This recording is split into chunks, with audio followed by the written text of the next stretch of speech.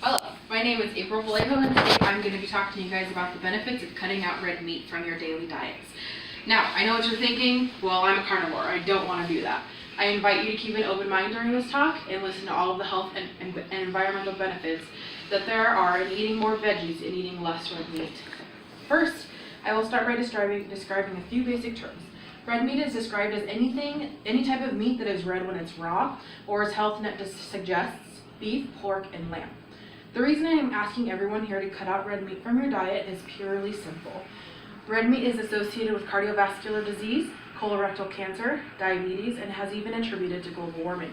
According to Prevention.com, specifically, 3.5 ounces of red meat or 1 ounces of processed red meat led to a 19% or 51% increase in diabetes. Not only does red meat increase your risk of developing type 2 diabetes, it also increases your risk for cardiovascular disease. Over the years, there's been significant research that has proven that red meat is not at all heart healthy, and that it even contributes a significant risk to cardiovascular disease. There is a type of protein called carotene that is found in red meat that when digested by the stomach, it converts into a heart-damaging compound. This compound is called trimethylene N-oxide, or TMAO. This heart-damaging compound actually causes the arteries in your heart to harden, increasing the risk of heart attack or even cardiovascular arrest. This is what your arteries look like when they are not clogged by plaque. This is what they look like when they are clogged by plaque. Red meat contributes to the plaque buildup in your arteries, which increases the risk for cardiovascular disease.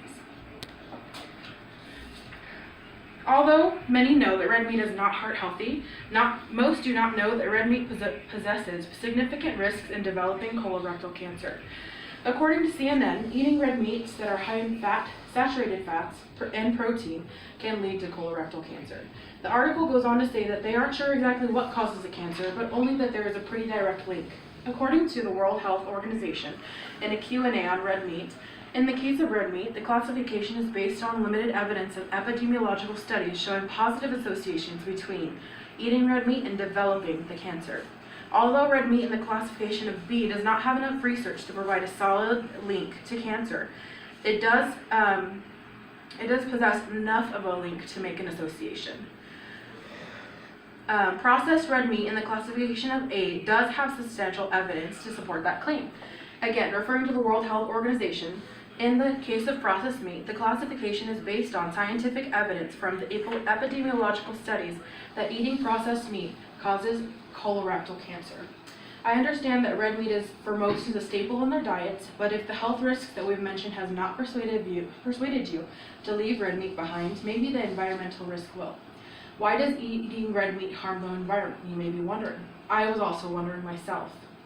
Eating red meat does not directly pose a risk to the environment, but it is the production of red meat that causes the risk to the environment.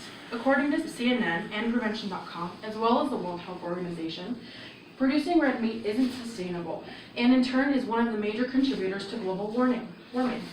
According to Prevention.com, meat impacts the environment more than any other food we eat, mainly because livestock require much more land, food, water, and energy than plants to raise and transport it. They go on to explain that producing a 4-ounce or quarter-pound hamburger, for example, requires 7 pounds of grain and forage and 53 gallons of drinking water and irrigating feed crops, 75 square feet for grazing and growing the crops. This massive amount of land and resource that is attributed to providing the meat for the population is what causes the link to environmental not being sustainable. The baseline is that the production of meat is not sustainable, and by producing so much meat, we are using up valuable land and resources that could be used for more sustainable foods.